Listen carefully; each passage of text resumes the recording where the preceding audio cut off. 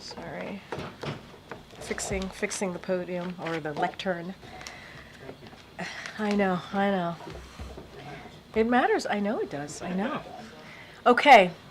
So on Monday afternoon, President Joe Biden and First Lady Jill Biden will travel to the U.S. Coast Guard sector, New York, for a Friendsgiving dinner with the service members and military families as part of the First Lady's Joining Forces initiative to support military families.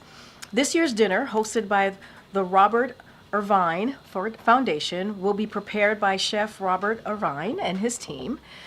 The U.S. Coast Guard sector, New York, is home to over 500 active duty members and their family members and represents the largest military presence in New York City. During their visit, the President and the First Lady will thank service members and their families and help serve Thanksgiving meal. This is an annual tradition that is very special to the President and the First Lady. They look forward to yet another Friendsgiving dinner with some of the men and women who serve our country and their families who sacrifice so much for our communities. And on a related note, as Americans prepare for Thanksgiving, there's one more thing to be thankful for: much needed relief at the grocery store and the gas pump. For the second year in a row, the average cost of a Thanksgiving meal is falling, and many grocery chains are offering deals for the holiday. According to the American Farm Bureau, the average price of the typical Thanksgiving dinner fell 5%, with turkey prices down 6%. And as more Americans are getting ready to travel to see family members and loved ones, the price of gas has fallen to its lowest point in more than 3 years. Prices at the pump are down about 25 cents per gallon compared to this time last year, and below $3 per gallon in almost 30 states. There's more to do, and we're fighting to further lower costs and grow the middle class. President Biden will continue to use every tool available to help American families put food on the table and keep money in their pockets. And as you all know, the first week of December, the president will travel to Angola, where he will meet with President Lorenzo, recognize Angola's role as a regional leader, and underscore the true transformation of U.S.-Angola relationship. Together, the United States and Angola are working to address a full spectrum of pressing challenges, from narrowing the infrastructure gap in Africa and growing economic opportunities and sustainable development in the region, to expanding technologies and scientific cooperation, bolstering peace and security, strengthening food security, and among others. While there, he will also meet with African and private sector leaders and reaffirm U.S. partnership across a host of high priority issues, including security, health, and the economy. As you all know well, President Biden has made revitalizing our international alliances and partnerships a key priority, recognizing that today's challenges require global perspectives and collective responses. The visit reflects his promise to visit the continent during his term, which he made at the U.S.-Africa Leaders Summit, and we will have more to share in the days ahead.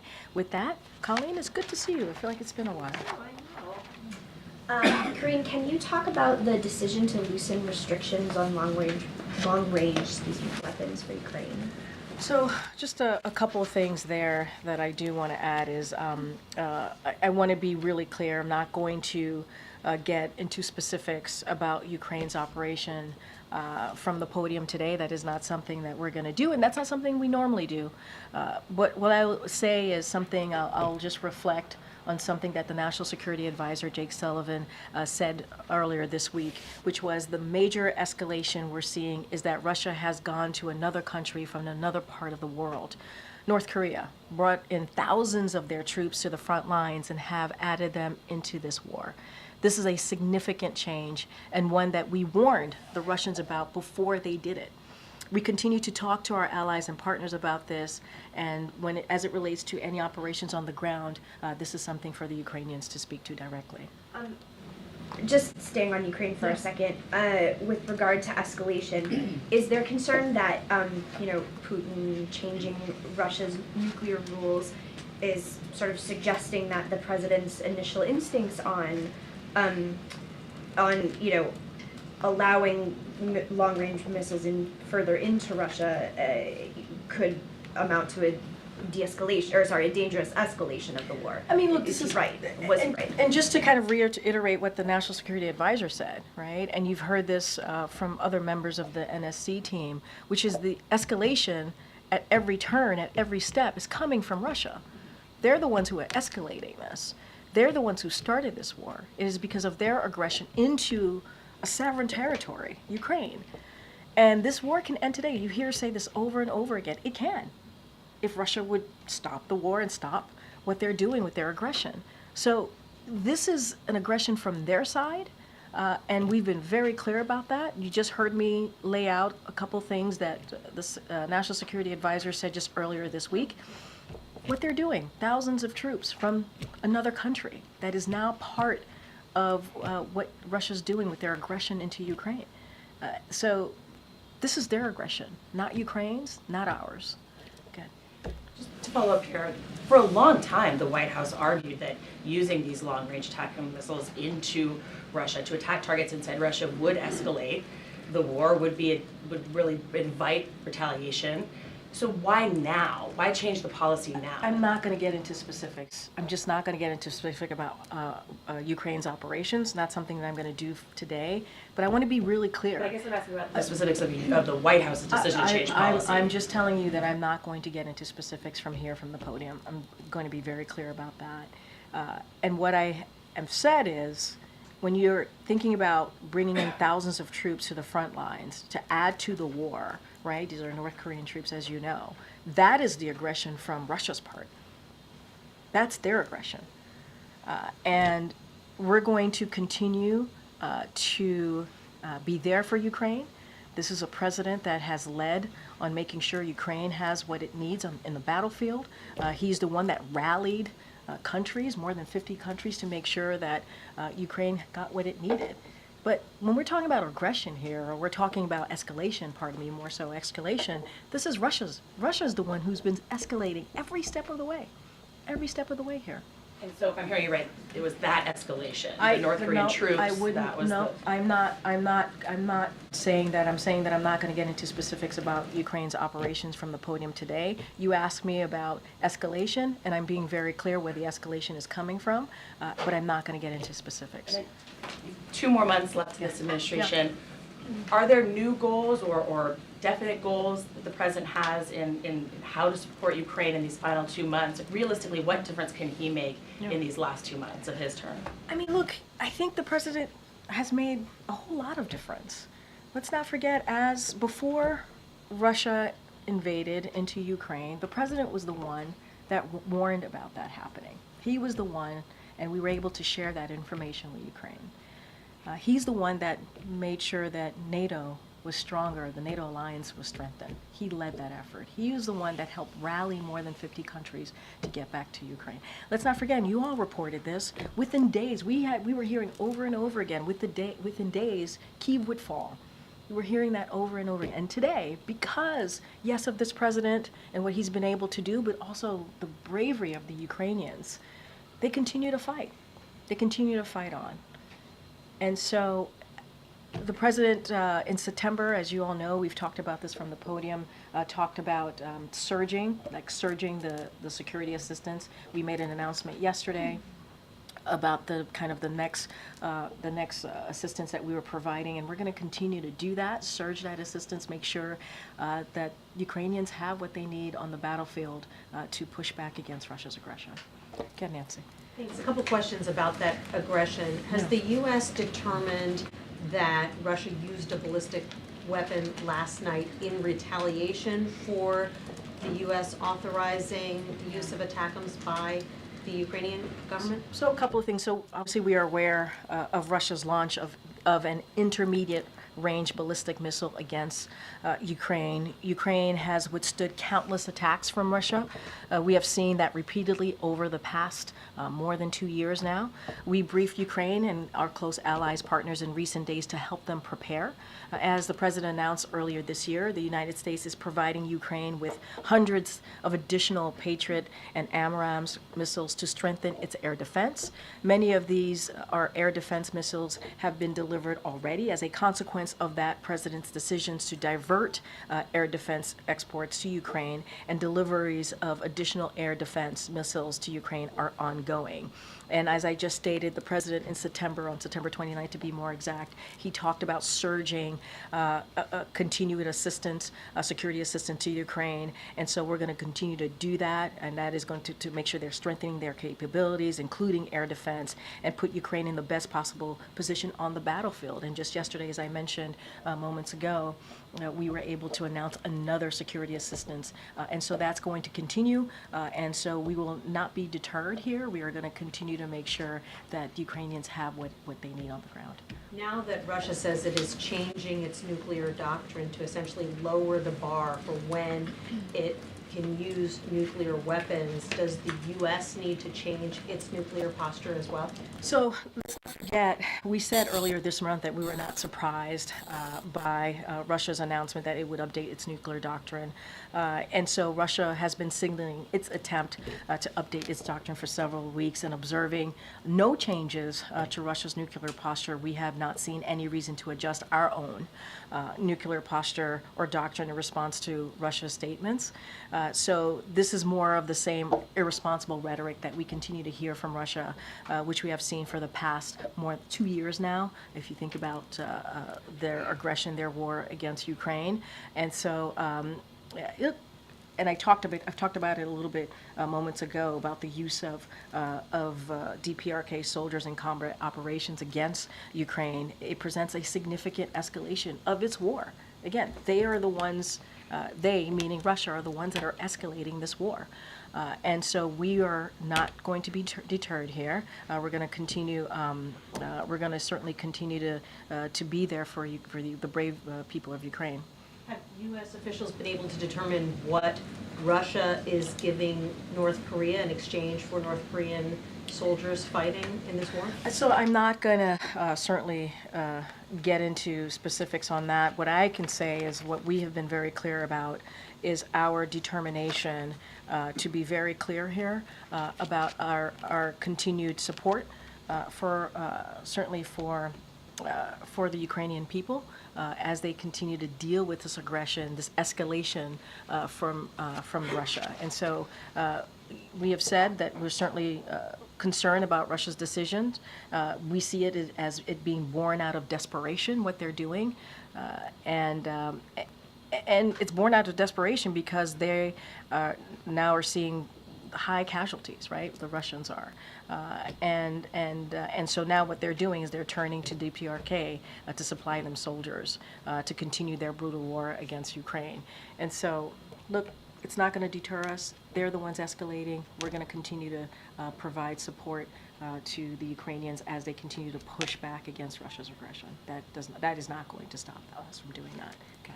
Corinne, does the White House have any reaction to Matt Gaetz withdrawing his name for consideration to be the next Attorney General? So what I'll say is, and we've been pretty steadfast on being consistent here, not going to comment on every personnel matter or all personnel matters here that the president-elect is deciding or is nominating people for at these respective agencies.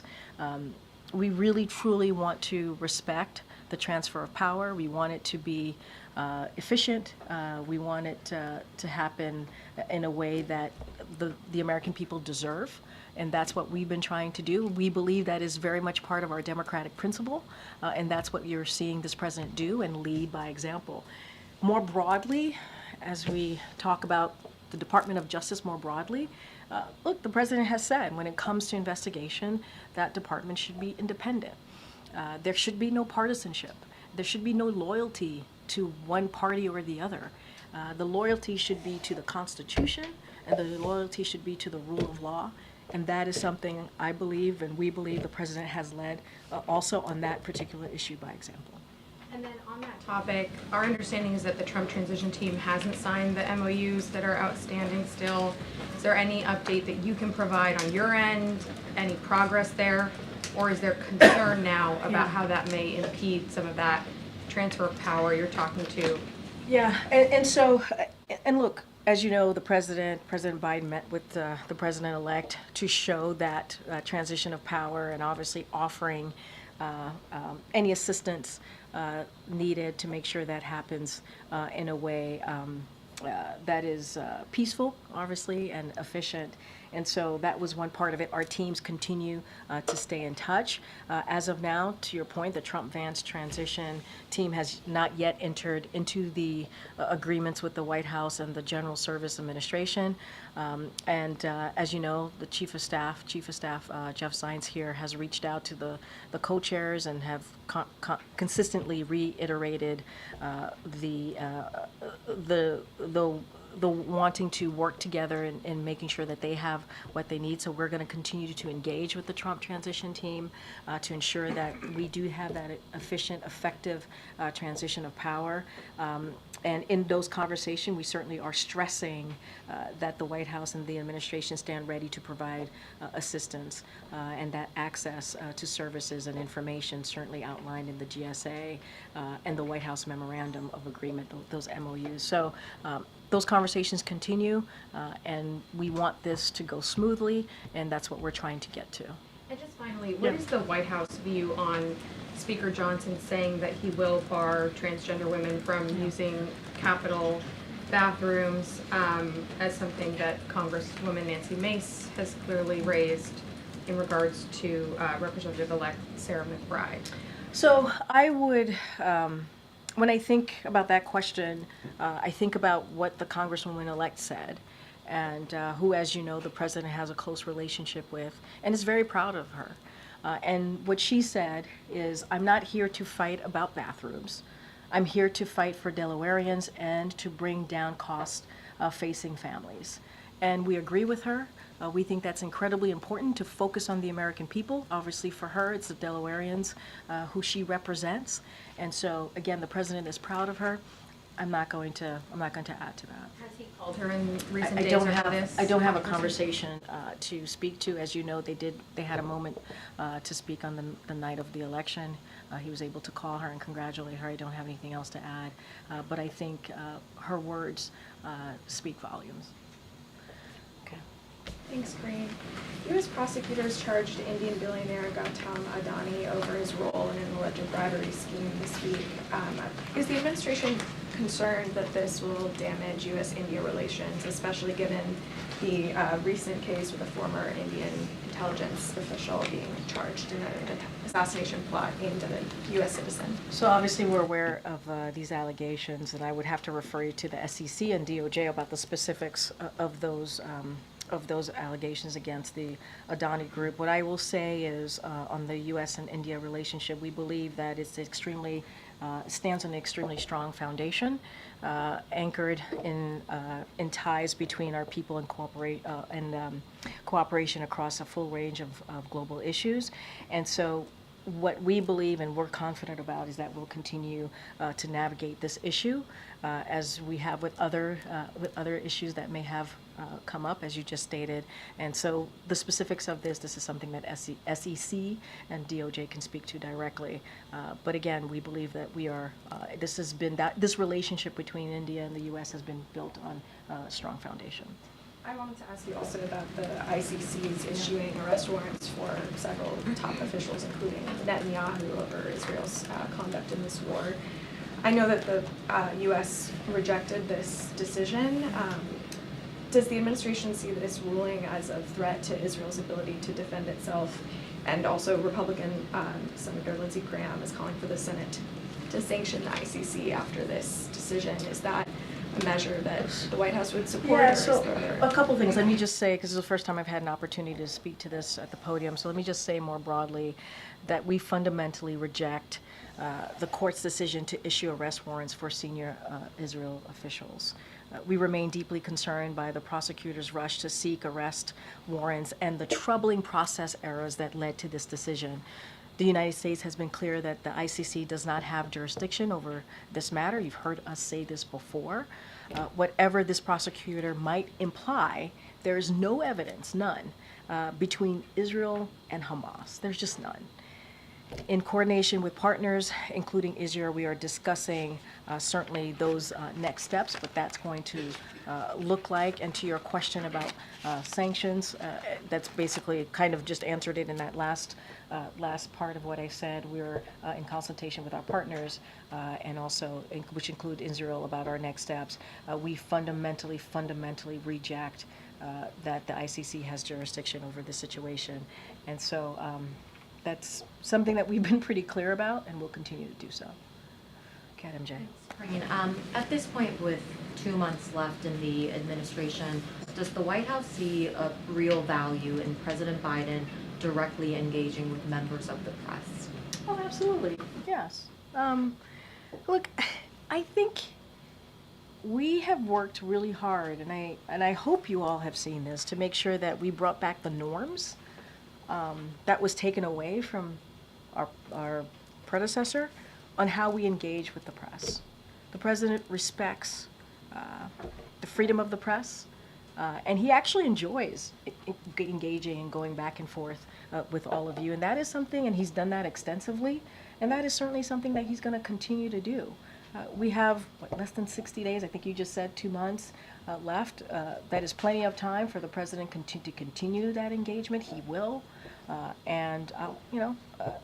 This is something that we respect. Bringing back the norms, working with the White House Correspondents Association, making sure that we have that healthy back and forth with the press corps. And so we believe it is important when the president engages with the press. He's done, I believe, more than 50 interviews just this year alone. He's taken hundreds of questions in his back and forth with all of you, and that's going to continue. If all of that is true, why on a 6-day foreign trip where the president obviously had a robust American press corps traveling with him, did he not have a single engagement, whether it is a press conference or maybe just speaking on the tarmac or really anywhere where he took questions from the press? I mean, as you all just stated and wrote about, the G20 and APEC was his last opportunity to deal with some of these world leaders that he has built a close relationship with. Has some of them he's known certainly more than his almost 4 years in this office. And so he truly wanted to spend time engaging and listening, having that one-on-one engagement that the president believes in and trusts in. And so he wanted to spend time doing that. And so that's what you saw the president do. And I get it. I get that you all want to hear from the president. I get that. I understand that. And I'm not saying that you won't. You will. He will certainly continue to engage with all of you. And it is. When I say it's something that he actually enjoys doing, it is. He enjoys having the back and forth with all of you. And that's going to continue. Just to be clear, you mean the explanation is that he, on this trip, was extra busy meeting with world leaders because this is one of his, last big foreign. What I'm saying is, as you know, this was one of his last opportunities to speak to many of these leaders. There were 20 leaders at the G20, more than 21, or about 21 leaders at APEC. And so he wanted to spend that time, certainly doing what he normally does at these conferences, obviously, but also, speaking directly to them as one of his final times as president. And again, putting that aside, I think your question was, do we believe that he should engage some version of that? I apologize if I'm not quoting you directly. Yeah, we think it's important for him to engage with the press. He thinks it's important to engage with the press, and that's going to continue. It is. You will hear from the president and have an opportunity to do those back and forths that you normally have done with him. This is related but separate from just the trip itself. It's been more than 2 weeks since the election. This was an election that elected a man that President Biden has repeatedly referred to as an existential threat. So why is it that the American people have not heard President Biden talk about this threat since the election? Because there was an election and the American people spoke. Mm-hmm. The will of the American people were very clear, right? And so the president is now in a situation where we have to deal with a peaceful transfer of power. Mm-hmm. We have to respect the will of the American people. And that's what you have been seeing from this president, trying to lead by example to make sure that that happens. And that's what the American people deserve. That's what the president deserves. And that's what I think he was very clear about in the Rose Garden when he delivered his remarks 2 days after the election. And he said, he was very honest. He said, these, you know, and again, I'm not quoting him exactly, but these were not the results that we had wanted, right? And that's just being honest. They weren't. But we are now in a position where he believes he has to lead by example and show what a peaceful transfer of power looks like. And so that's what you're seeing from this president. And, you know, to the points that you made, you know, I've been asked about existential threat. I've been asked about threat to our democracy. The president is always going to be honest with the American people. He feels like he is obligated. What he said still stands. But we are now in a different place. We are. The American people spoke. They deserve a peaceful transfer of power. That's what this president wants to do. Does he have a message for people on what they should do about this existential threat? Assuming that he still believes Donald Trump is an existential threat. Look, his thoughts and what he said, his thinking on that has not changed. It has not. And I think he was very clear about what he believes should have been done or how we should move forward. How, you know, he was very clear during those moments that he spoke about it. Right now, he wants to lead by example and talk and show the American people what it looks like to have an efficient, effective transfer of power. And he believes that is what the American people deserve. And I'm just going to leave it there for now. Okay, Joey. Yeah, thanks, Corinne. President-elect Trump this week confirmed he intends to declare a national emergency and use U.S. military to pursue mass deportations of undocumented immigrants. Does the president believe this is an appropriate use of the military? So look, I'm not going to go into what the state attorney general, or state elected leaders might do in the future as a response to this next administration's policy, how they're going to move forward.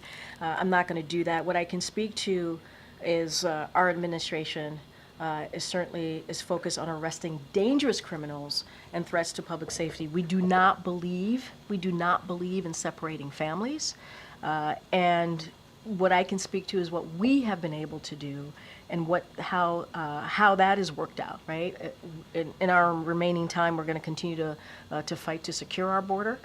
Since the administration took strong actions back in June, encounters have dropped by more than 55% and are lower than they were 4 years ago. So what we're going to do is we're going to continue to enforce our laws, remove individuals who do not have a legal basis to be here, to remain in the U.S., and we're going to do that while making sure we're treating people with dignity that they deserve. With that said, I mean, does the president, though, have concerns about using the military to carry out, you know, Trump's talked about these mass deportations. I heard your question. You're just repeating the question that That's you true, just I do. asked me. I hear that.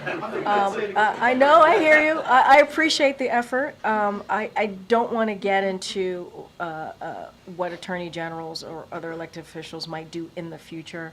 What I'm going to stick to is what we're doing right now, and what we are going to continue to do in the next less than 60 days in this administration. Go ahead, Karen. Yesterday, the president met with North Carolina Governor Roy Cooper to talk about the ongoing disaster recovery down there, and state and local officials were there as well. The administration this week, the president has asked Congress for about $100 billion for disaster relief, emergency disaster relief. How does the White House want to see that get done? Do you want to see that done quickly as a standalone bill, or later as tied up with the government funding that's likely expected later in December? So what we want is Congress to act, we're going to continue to urge Congress to act quickly to pass a supplemental funding package to assist communities obviously impacted recent hurricanes and other disasters. And what we have seen and what we know when we've seen these types of previous natural disasters in the past, we've seen Congress come together in a bipartisan way to get that done, to help out communities in crisis. And so that's what we want to see. That's what we look forward to working with our congressional partners and delivering that for American people, for the folks again who are in crisis, who need that additional funding.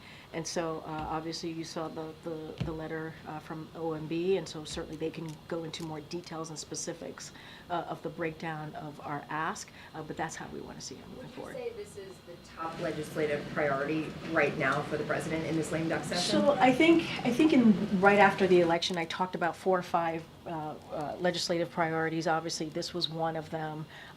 Getting our judicial, we think our very qualified judicial nominees through is a priority. The NDAA is a priority as well. So we have a couple of key priorities that we want to work with our congressional partners on getting through, and this is certainly one of them.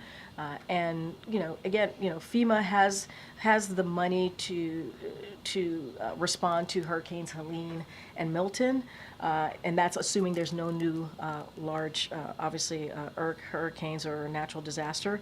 But as you know, when it comes to SBA, that funding is fully exhausted, and you have, that type of funding is critical to businesses, homeowners, and renters, and they really rely on that funding, that SBA funding, to certainly deal with recovery and rebuilding. So there's a real need here, a real urgency, and so we're going to work with congressional members to get that done. Did you hear a dire message yesterday from those North Carolina officials? Look, I think they're trying to recover and rebuild, and I think that they were devastated by the hurricane, as we all know. I think some of you were able to come with us on that trip, whether if it was us or with the vice president, and you saw what they have to deal with here. Devastated by the hurricane. So I don't want to speak for North Carolina, but certainly there is an urgency. I would refer you to obviously the North Carolina Governor Cooper, on this particular question, but we saw how devastated they were from this hurricane, and it is important. It is important. It doesn't matter if you heard from this president. It doesn't matter if you're a red state, blue state, rural. If you're part of a rural America, urban America, all American people deserve to have the assistance that they need especially when a crisis like this occurs. Thank you. Can you detail how the White House is thinking about clemency in these last 2 months? Is there a process for how those pardon decisions are going to be made, and is the president expecting to make any sort of statement with the pardons he does in the next 2 months? So look, the president has certainly been committed to reforming the criminal justice system, and has done that through clemency, authority, in a manner that provides second chances, ensures equal justice under the law, and strengthens public safety. And so he's going to continue to elevate clemency petitions in a thoughtful and deliberate manner. I'm not going to get into specifics here on that process, but he's going to do this in a way that he believes is the right way to move forward. But I just don't have anything about the process and getting into the nitty-gritty of this. But I think you've seen how the president has treated this over the last almost 4 years. Okay. I have a question about Venezuela, but first on Brazil, the federal police have just indicted former President Jair Bolsonaro for an attempt coup d'etat after he lost the elections in 2022. Does the U.S. do you have a reaction from this? And did the president discuss this when he met with President Lula da Silva? So I have not spoken to our teams about this, so I would have to connect with them. I don't have a response. I want to make sure I give you the right response. I don't have a response. And also we can talk about this after the briefing. What's your next question? Venezuela, the U.S. recently called for the first time President-elect, the opposition leader Edmundo González, and I was curious a little bit about the timing, if it has something to do with the inauguration in Venezuela, is January 10th. What message is the U.S. trying to send with this? So I will say since July, it has been clear to us, the United States, to democratic nations around the world, and to independent international organizations that observed the July 28th elections, that opposition candidate Edmundo Urrutia won the most votes, and we said this repeatedly. You've heard me say it a couple times at the podium, and so we've been pretty consistent about that. Winning the most votes makes him the president-elect, and so that's what we believe. It does not change our position at all. We, the United States, currently recognize the democratically elected 2015 National Assembly as the legitimate government of Venezuela, and so we do not intend to change that posture during this administration. And again, the people spoke. But even though it doesn't change the position of the United States, it has been 4 months since the July elections, so why now? What did you see that made you make this decision, or why it's happening? Look, it should be up to the people, and it was, and that's what we saw on July 28th. And we were very clear about that. And so And again, when you win the most votes, that means, in this instance, obviously, that makes him the president-elect. But we've also been very, I think, very consistent on saying what we saw on July 28th, and that the American people, that the people in Venezuela spoke. Again, Michael. That's great. Just quickly following up on MJ's questions. Yeah. Have you Which spoke- one? They sort of grouped There were a together. few of them. Have you spoken to your named successor? And if so, what advice do you have for her? Oh, I didn't know that was where you're going. Following up, I didn't think it was that follow-up. Look, I'm not going to speak to every personnel pick, specific personnel pick.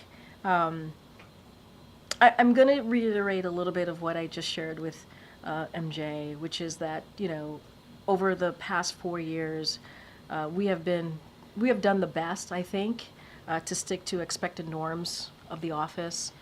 We've had over 500 briefings from this podium, with gaggles also on Air Force One and abroad. And, we hope that they will continue to answer the questions of the American people. That's what we hope. And I will just add that, I have not spoken to my successor. What I will say is that I certainly wish her luck. And this was a great job. And it is an honor to speak on behalf of the President of the United States. It is a privilege, and it is something that I am very proud to have done for almost 4 years. So I'll leave it there. Go ahead, April. I have 2 questions. One to follow up on the person who's going to take your place. Oh, goodness. When Donald Trump was president the first time, there was a period of time where we had no press briefings. In the space that you're in this moment, and have been in for a while, do you believe it's significant in this moment in time for the American public to hear from the spokesperson on a daily basis? Or do you believe that the president can do it himself?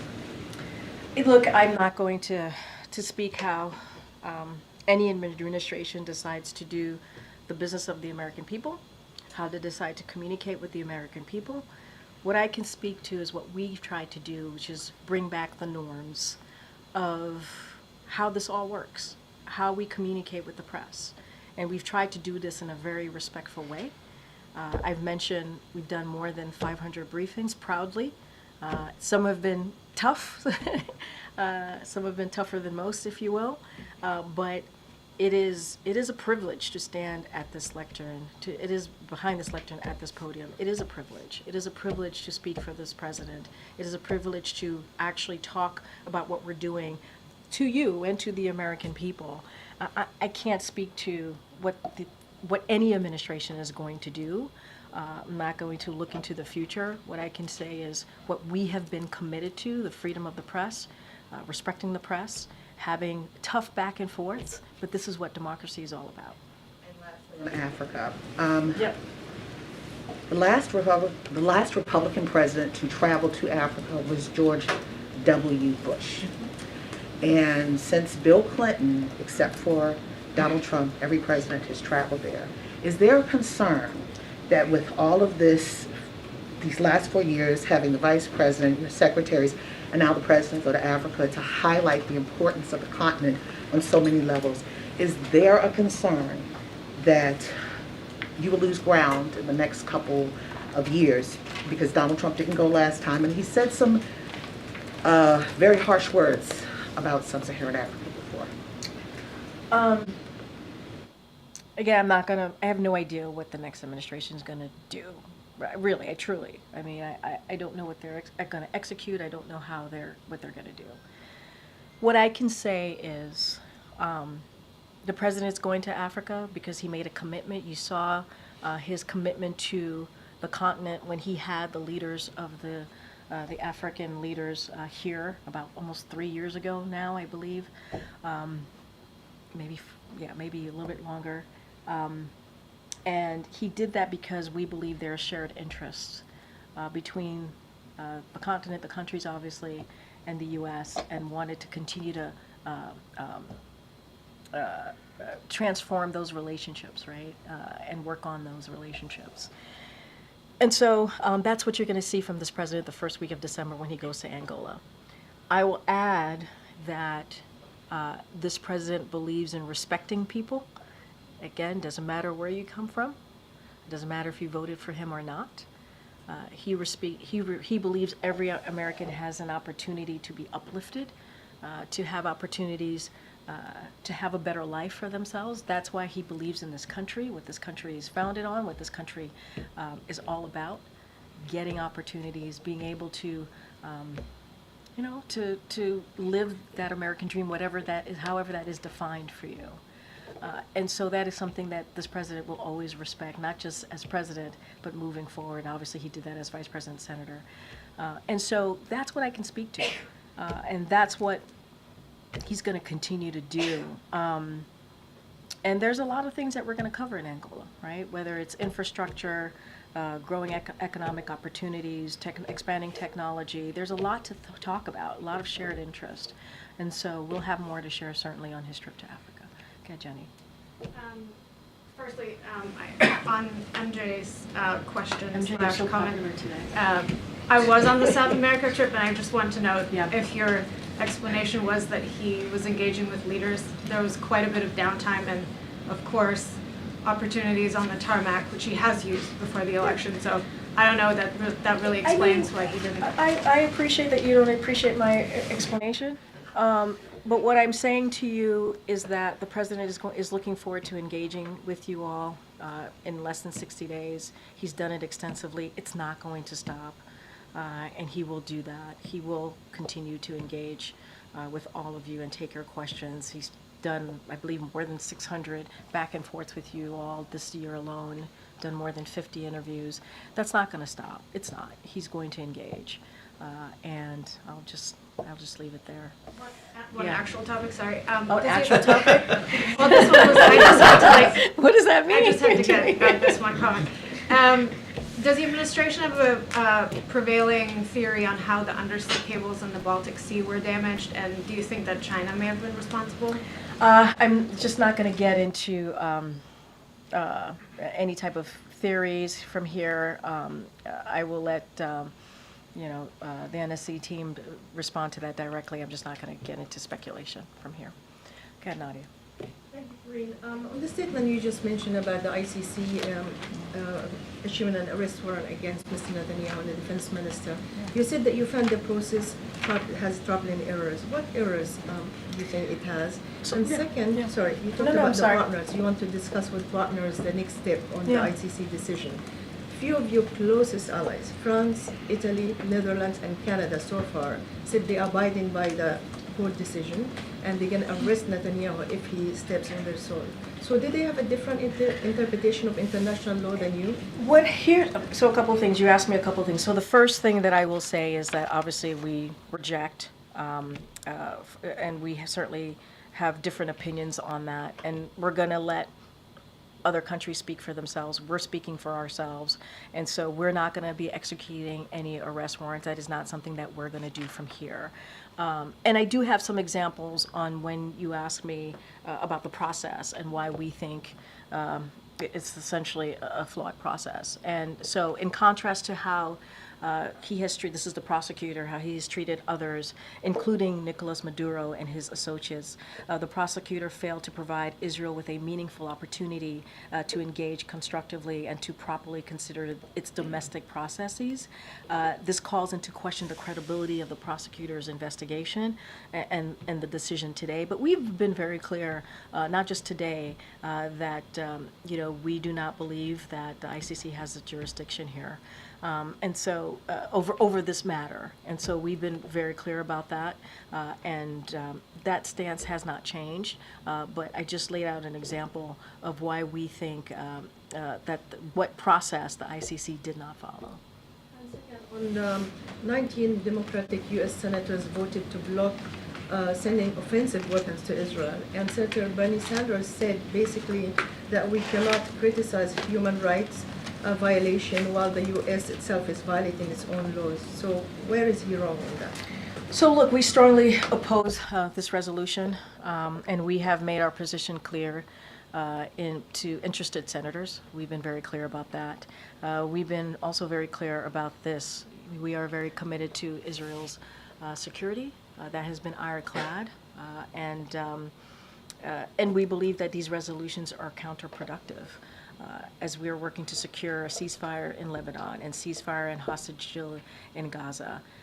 And so we have strong reason to believe that terrorist groups like Hamas and Hezbollah want to see Israel in a position of weakness, and we don't want to see that happen. And so, look, we appreciate that the concerns that the senators raised, obviously. We respect their position. We just do not, we strongly oppose the resolution. Again. Following up on your comments on the change of nuclear posture by Russia, and you said it's another example of irresponsible rhetoric. Is it a way to kind of dismiss what Russia said, to say there is no real reason to be concerned, these are only words? Say that one more time. There's no... That there would be no reason, there's no real reason to be concerned, that this is just like Putin. Oh, you're talking about their nuclear doctrine nuclear, that they put out. doctrine. Look, here's what we're saying. We haven't seen any indications of Russia preparing to use a nuclear weapon in Ukraine. We just have not seen that. And so this is more of the same, right? More of the irresponsible rhetoric from Russia, which we have seen the past 2 years. We've seen this before. But it doesn't stop what we have been saying, that the escalation is coming from Russia here. They're the ones who are escalating. This is their war. They're the ones who have, went into a sovereign territory, which is Ukraine, and started this war and pushed forward with their aggression. And so this is a war that they can end. They can end it today. And we've been very clear about that. I know I have to wrap it up. Okay. I wanted to follow up on the Trump transition team not signing the MOUs. Have they provided any reasoning as to why They can speak for themselves. I'm not going to speak for the Trump transition. Are you concerned about the implications of the delay of the transition? I'm not going to get into, I'm not going to speculate from here. We are continuing to have our discussion with the Trump transition team. I'm just not going to speculate. All right, go ahead. Good afternoon. Two topics, one on immigration, one on unions. Immigration. New York Post is reporting that ICE is quietly loosening some of the restrictions on how migrants would have to follow the asylum procedure. Basically, they wouldn't have to do the physical check-ins with Customs Border Protection. The former head of Customs and Border Protection is calling it obstructionist transition. Is there any effort by the current administration to kind of curb any of the immigration overhauls that Trump is likely to go for? I don't have any policies, new policies to speak to at this time. I just don't have anything. As far as we know? I would refer you to DHS for any specifics on that particular question. But if you're asking us if we are doing any policy changes, I don't have anything to announce. I laid out for one of your colleagues what we have been doing, especially since we moved forward with our executive action since in June, and what we have seen, encounters have dropped more than 55%, and they're lower than they were even 4 years ago. And so that is what we're going to continue to do. We're going to continue to enforce our laws. That's going to be our focus. But I'm not going to speculate on, again, what the next administration is going to do or not do. Anything specific about loosening of what's happening at the border, I would have to refer you to the Department of Homeland My second Security. question was just on unions. The president has talked so much about being the most pro-union president ever. This week, the DNC staff union put out a pretty scathing note saying that so many DNC staffers have gotten laid off, no severance, they were shocked. I'm just curious, from an optics perspective, the vice president left town to go to Hawaii on vacation. Does the president think that's appropriate when so many DNC staffers are literally wondering what they're going to do for work? All right, let's not twist this in so many knots here. First of all, to your first part of your question, it's not the president who called himself the most pro-union president. It's other unions that have called him that, and he is proud to be called the most pro-union president ever. That is something that he was given to him, and he is proud to own that. And it's not because it's a frivolous statement. It is because he has shown, he's not just spoken, but taken action. and has had the back of union members and union workers throughout his presidency. As it relates to the DNC, I would have to refer you to the DNC. Does it look bad for the vice president to go to Hawaii while DNC staffers are just The wondering vice- what they're going to do The for vice work? president has taken time off to go spend time with her family. I don't think there's anything wrong with that. I think she deserves some time to be with her family and to have some downtime. She has worked very hard over the last 4 years, and her taking a couple of days to be with her family, good for her. Good for her. Thanks, everybody.